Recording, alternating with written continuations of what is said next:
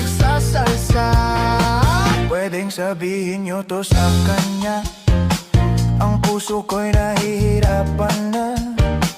Ano pa ba ang pwede kong gawin na uubra upang maakit siya? Palagay kaya ako ng tato, magpatubo ng balbas sa nguso, magpalaki ng muscle sa braso, magpadagdag ng puwet kay belo. Buksan mo, papasukin